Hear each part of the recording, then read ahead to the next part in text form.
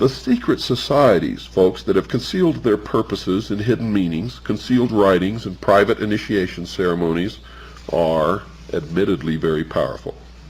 One who recognized that power was Benjamin Disraeli, the Prime Minister of England in the late 1880s, who said this in the House of Commons on July 14th in 1856. Quote, "There is in Italy a power which we seldom mention in this House. I mean the secret societies. It is useless to deny, because it is impossible to conceal, that a great part of Europe, the whole of Italy and France, and a great portion of Germany, to say nothing of other countries, is covered with a network of these secret societies. What are their objects? They do not want constitutional government. They want to change the tenure of the land, to drive out the present owners of the soil, and to put an end to ecclesiastical establishments," meaning religion, unquote. The Masons know about concealing secrets from the rest of the world.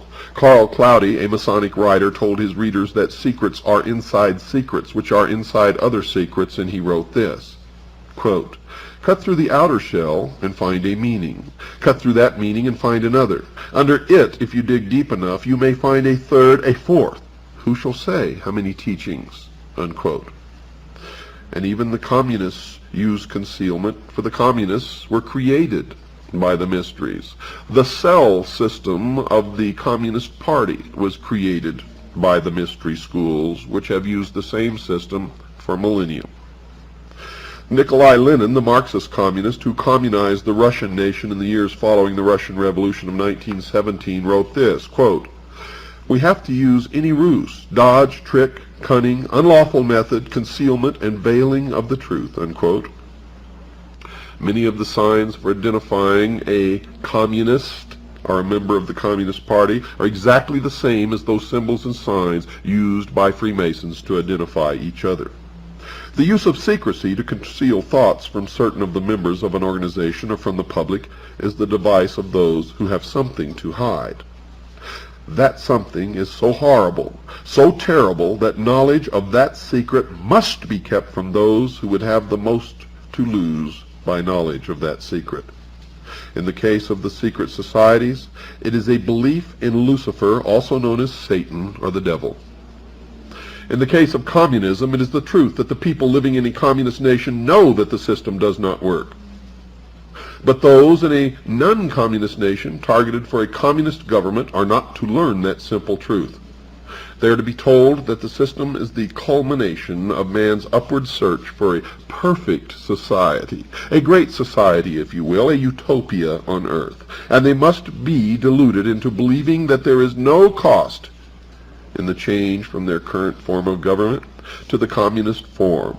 One of the things that I find so incredible is that they trap the intellectuals so easily. The intellectuals, the ones who are supposedly so good at using their brain, cannot even use their brain so much as to look into history to see that the first people that the communists, the international socialists, destroy, kill, sentence to the labor camps, the gulag, if you will, are always the intellectuals. And history has recorded the brutality of the communists and the fact that millions of people have had to die as the communists installed that form of government. The evidence to support that condition will be discussed later in some other program. Now, secrecy is certainly not a part of the Christian religion today, although the Christian religion began in secret and was, in fact, a secret society. It is possible to know that nothing that Jesus said has been hidden from the Christians of today. He told the high priest in John, chapter 18, verse 20, quote, "And in secret have I said nothing," unquote.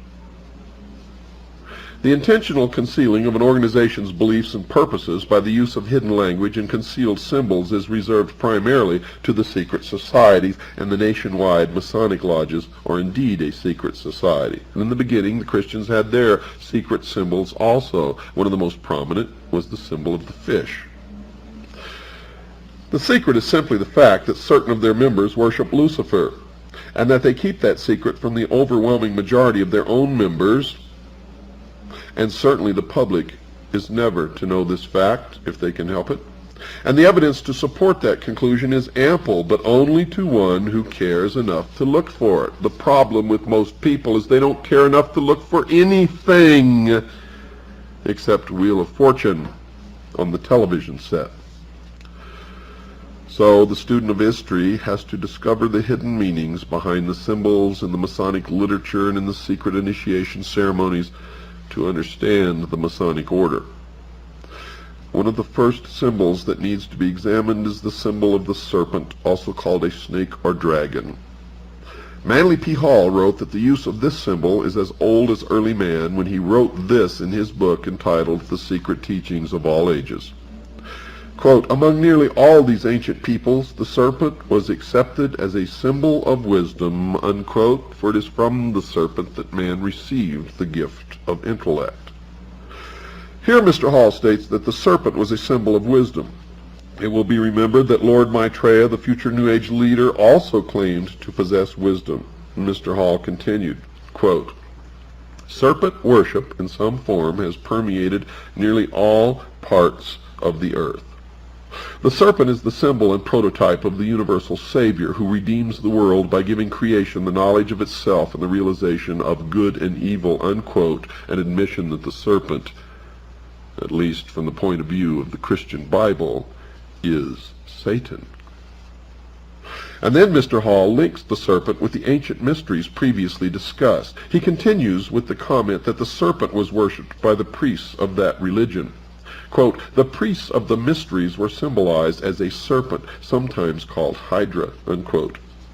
And then he pointed out that the ancient mysteries have been passed on to various other cultures and that they have been brought forward to the present day. Folks, we'll continue this tomorrow night. Until tomorrow night, good night.